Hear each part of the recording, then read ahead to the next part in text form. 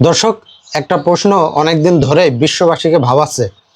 Iran চাইলেই পারমাণবিক bomb কিন্তু বানাতে পারতো বা বানাতে পারে। তাদের বিজ্ঞান আছে, ইউরেনিয়াম আছে, প্রযুক্তি আছে, কিন্তু এত বছর পরও তারা কেন এই পারমাণবিক বোম বানালো না?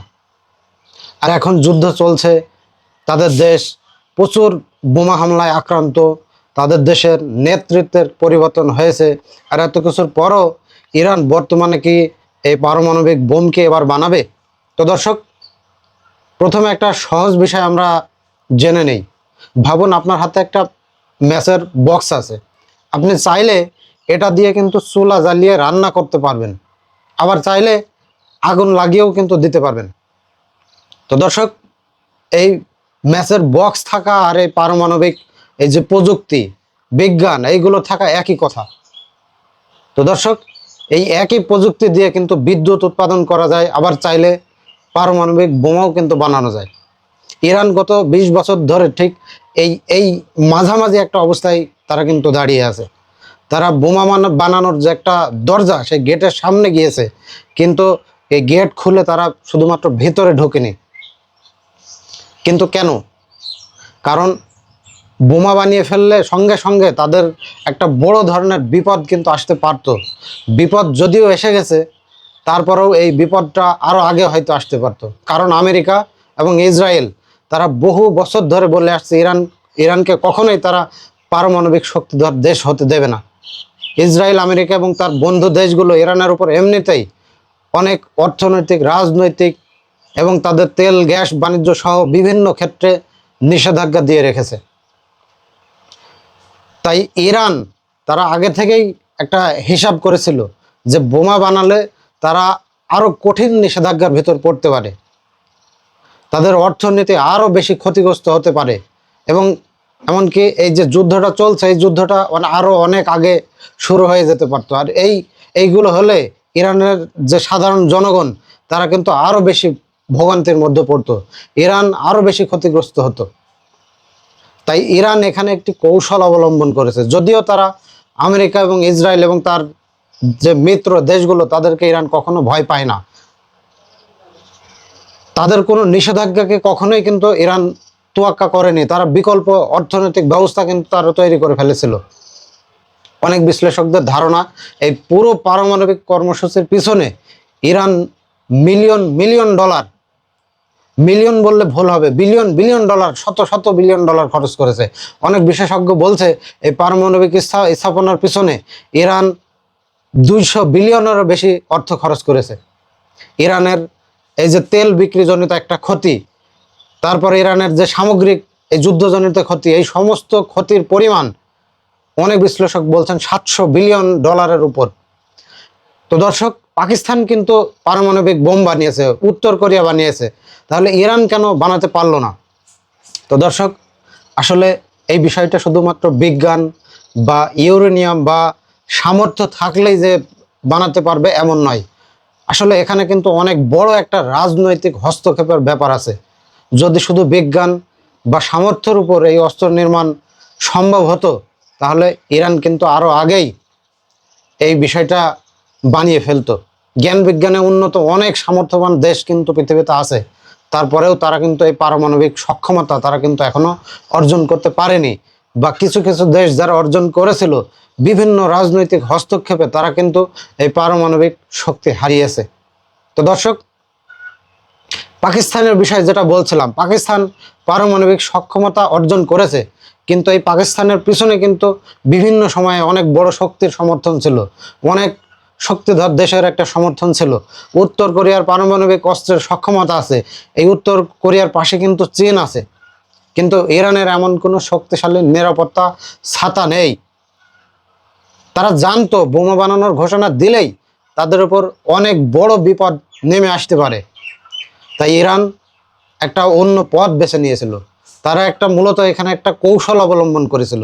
তারা বিশ্বকে বলতে চাইছে, দেখো, আমি চাইলে বোমা বানাতে পারি, কিন্তু এখনো বানাইনি। তাই আমার সাথে যে কোনো সমস্যা হলে আমার সাথে আলোচনা করো, আমার উপর নিষেধাজ্ঞা কমাও, আমাকে অযথা চাপ দিও না। অর্থাৎ বোমা না বানিয়েও তারা কিন্তু পারমাণবিক ক্ষমতাধর দেশগুলোর যে ক্ষমতা, তারা কিন্তু এই সেম ক্ষমতাই বিশ্ববাসীকে দেখিয়েছে। দর্শক, ইরানের পারমাণবিক কর্মসূচির ইতিহাসও কিন্তু অনেক অদ্ভুত। যে আমেরিকা আজ ইরানের পারমাণবিক স্থাপনা নিয়ে এত চিন্তিত, সেই আমেরিকাই কিন্তু 1950-এর দশকে ইরানের প্রথম গবেষণার জন্য এই পারমাণবিক প্রযুক্তি তারা কিন্তু এই ইরানকে দিয়েছিল। এরপরে 1979 সালে ইরানে ইসলামী বিপ্লব হয়। এরপর আমেরিকা এবং ইরানের সম্পর্ক খারাপ হয়ে যায়। তারপর শুরু হয় ইরান ইরাক যুদ্ধ। সেই যুদ্ধে ইরান বুঝে যায় বিপদের সময় কেউ তাদেরকে রক্ষা করতে আসবে না।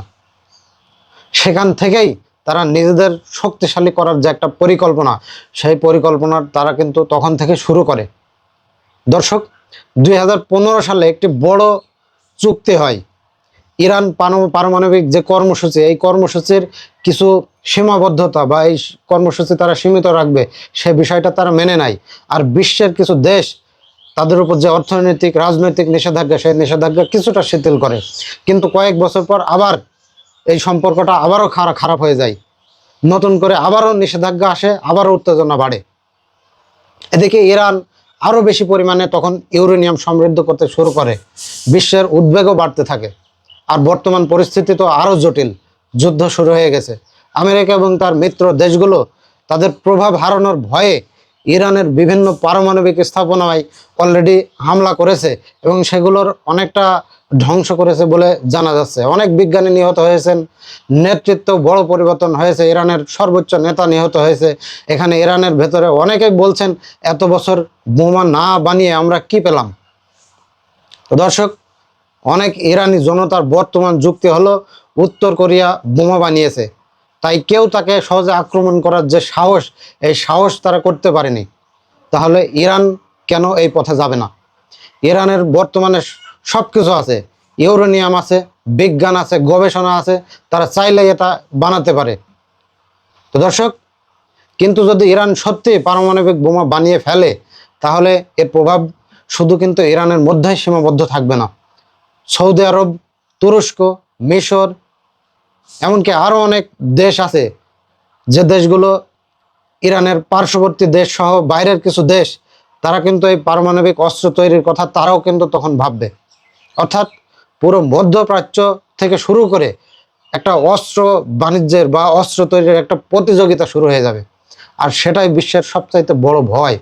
তাই এখন সবচাইতে বড় প্রশ্ন, ইরান কি আগের মতো শুধু বোমা বানানোর যে একটা সক্ষমতা বা প্রযুক্তি বা হাতল ধরে দাঁড়িয়ে থাকা, এভাবেই কি থাকবে, নাকি এবার সত্যি সত্যি তারা পারমাণবিক বোমা তৈরি করে ফেলবে?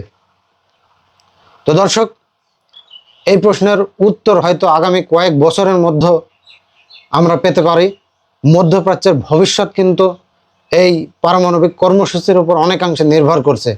যদি ইরান এই পারমাণবিক বোমা বানায় এবং যদি এটা ব্যবহার করে ফেলে, তাহলে ইসরায়েলের কিন্তু পারমাণবিক বোমার সক্ষমতা অলরেডি আছে, তখন তারাও ব্যবহার করবে। মধ্যপ্রাচ্যে একটা ম্যাসাকার অবস্থা বিরাজ করবে।